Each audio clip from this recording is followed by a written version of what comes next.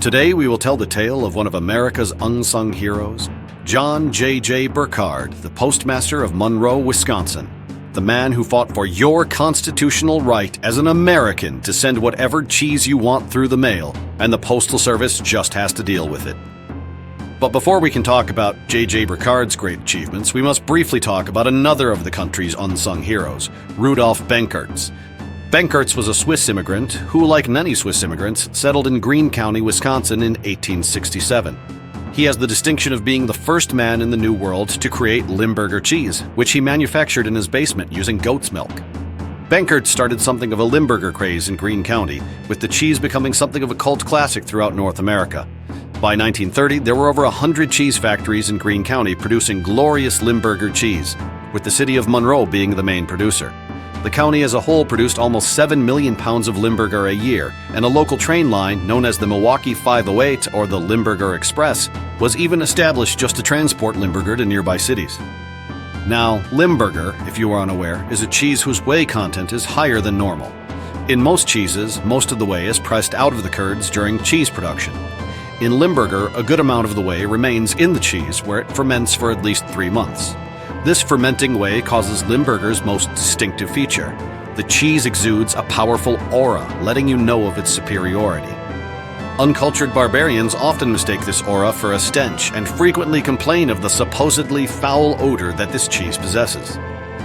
In the early days of Monroe's Limburger production, there were some uncultured rubes among the populace who complained about the cheese's aura, and even demanded that the cheese wagons be forbidden from traveling through Monroe's town square. But by the 1930s, the Stockholm Syndrome had kicked in, and by then all of Monroe's populace had been civilized by the effects of the Limburger aura. No longer was there even a single Monroeite who complained of the cheese's presence. But then, a curious thing happened in January of 1935. A package that had been sent from Monroe to Independence, Iowa, was sent back, delivery refused. This package contained Limburger cheese, which had been ordered by a farmer in Iowa for medicinal reasons. The man's wife suffered from severe sinus congestion.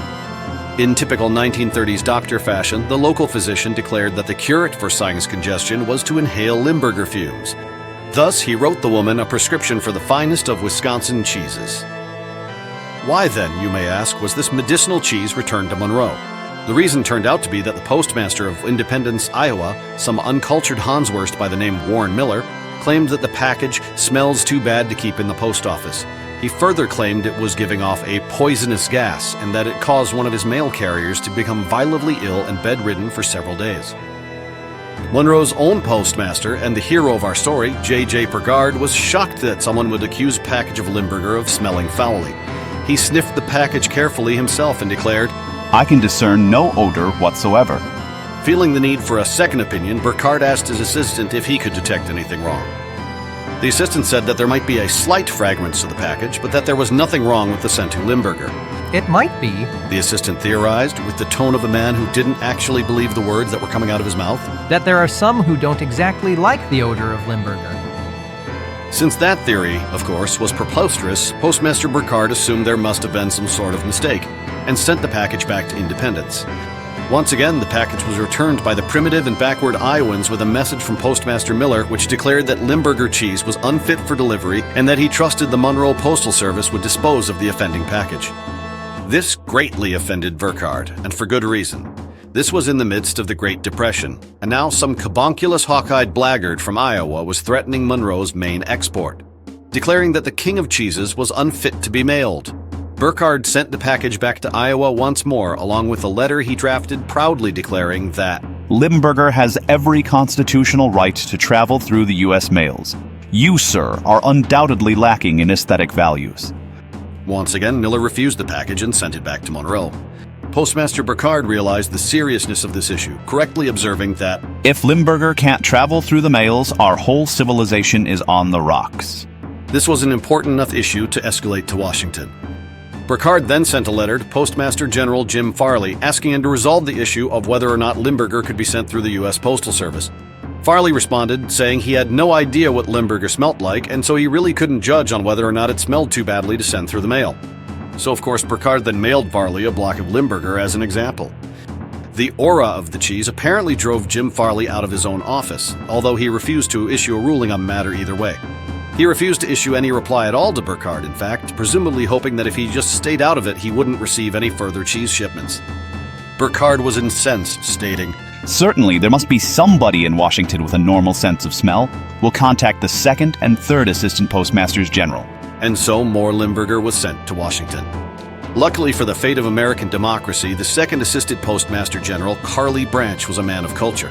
His response stated that, I have carefully sniffed this package of Limburger cheese that you have sent to this office. It has no offensive odor. Branch also noted that apart from Miller, not a single soul in the Postal Service had complained about Limburger in the mail, strongly and correctly suggesting that this was more of a personal problem for Miller.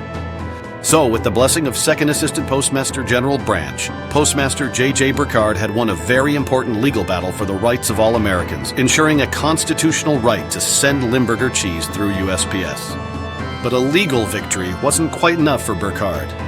He wanted a cultural victory as well. It was enough to force Iowa and its postmasters to accept Wisconsin's packages of cheese. The barbarous islands needed to be converted to the true faith. They must be enlightened and made to see the glory of Limburger's superiority. And so Postmaster Burkhardt challenged Postmaster Miller to a duel. I will meet you at the St. Julian Hotel in Dubuque on Saturday, March 9th.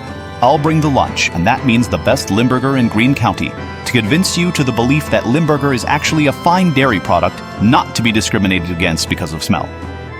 It was billed as the cheese-sniffing duel of the century by newspaper headlines, who were frankly desperate to print anything that wasn't related to the Great Depression. News of the impending duel spread the fame of Monroe Limburger far and wide, and soon the city was inundated with more orders for its iconic cheese. We will win, Burkhardt declared defiantly in the lead-up to the duel. We must win, for the honor of Monroe cheese. In response, a local newspaper in Independence ran a column attempting to sneer the residents of Monroe, claiming that they think the world is just a glib, flat Limburger cheese surrounded by an ocean of lager beer. The primitive barbarians running the Independence newspaper apparently meant this as an insult, though to a civilized man there appears to be nothing insulting about this claim whatsoever. And so, on the 9th of March, 1935, Postmaster J.J. Burkhardt and Postmaster Warren Miller met one another at the St. Julian Hotel in Dubuque, which was roughly the halfway point between Monroe and Independence. With him, Burkhardt had brought along 6 dairy farmers from Monroe, 25 pounds of Limburger, 10 pounds of Swiss cheese, 5 pounds of brick cheese, 10 cases of Pilsner, 40 loaves of rye bread, 10 pounds of pickles, 40 pounds of crackers, and 2 jars of mustard. Burkhardt also brought a gas mask along with him, which he graciously offered to his opponent Miller, so as to aid his apparently weak constitution. About 100 onlookers had gathered at the venue, with journalists barraging the two men with questions and taking photographs. The reporters there said that going into the duel, Postmaster Miller was frowning, while Burkhardt was all smiles. Monroe's noble postmaster already knew how this duel was destined to conclude.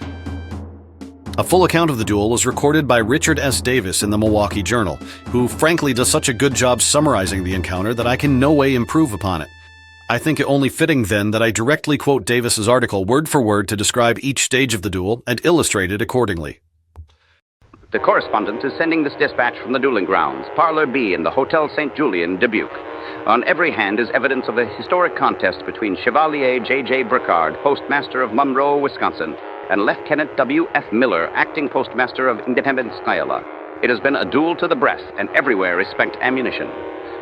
It was Lieutenant Miller, away back there in January, who voiced the insult to Mademoiselle Limburger. He said bluntly that she smelled bad, and that he would no longer permit her to hang around the post office. He said, moreover, that she was improperly dressed, and that she was contaminating the less flamboyant parcels in the vote. Mademoiselle Limburger was sent back in disgrace to Monroe from whence she came. But again she ventured into the office of the sensitive Lieutenant Miller, and again she was ordered out as a wanton and malodorous baggage. This second affront occurred February 28th. This was altogether too much for the gallant Chevalier Burkhardt. He challenged Lieutenant Miller to a duel to be fought hand-to-hand with rye bread sandwiches on neutral ground. The place was Dubuque. The hour was 2:30 p.m. Saturday. The appointed moment coincided nicely with lunchtime. The contestants were on time to the second.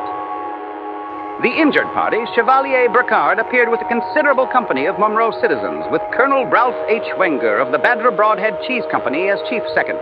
Lieutenant Miller was accompanied only by his 2 sons and Jerry H. Levin of the Post Office Construction Department. Major Levin acted as a second for the independent gentleman from Independence. Neither contestant wore armor of any sort except an opulent napkin placed immediately below the second chin. Both were standing stoically as they advanced to shake hands.